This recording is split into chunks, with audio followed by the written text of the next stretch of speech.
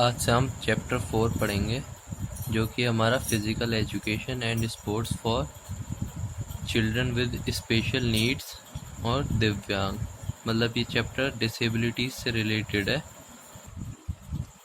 तो इसमें हमारा जो फर्स्ट टॉपिक है कॉन्सेप्ट ऑफ डिसेबिलिटी।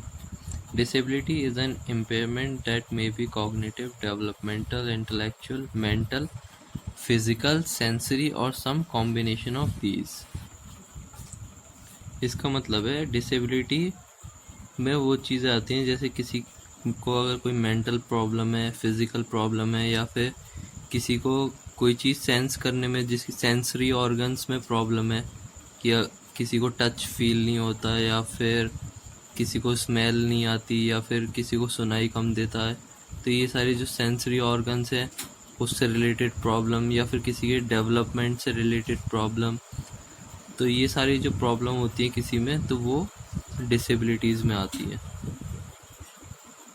नेक्स्ट है हमारा concept of disorder. A disorder is a problem और illness which affect someone's mind और body. Disorder is defined as a state of confusion और ए मेंटल और physical problem that interrupt normal functions. तो disorder में क्या होता है, एक कन्फ्यूजनल स्टेट क्रिएट हो जाती है बॉडी के अंदर, या तो मेंटली या फिजिकली, जो कि नॉर्मल फंक्शंस को ह्यूमन बॉडी के इंटरप्ट करती है। तो ये डिसऑर्डर के अंदर आएगा। नेक्स्ट टॉपिक है हमारा टाइप्स ऑफ डिसेबिलिटीज़। कितने टाइप की डिसेबिलिटीज़ होती हैं वो देखते हैं हम। तो जो फर्स्ट कैटेगरी है हमारी डिसेबिलिटीज़ की वो है मोबिलिटी और physical impairment. It affects mobility और a person's ability to use their upper or lower body. These generally related to musculoskeleton, circulatory, respiratory or nervous system.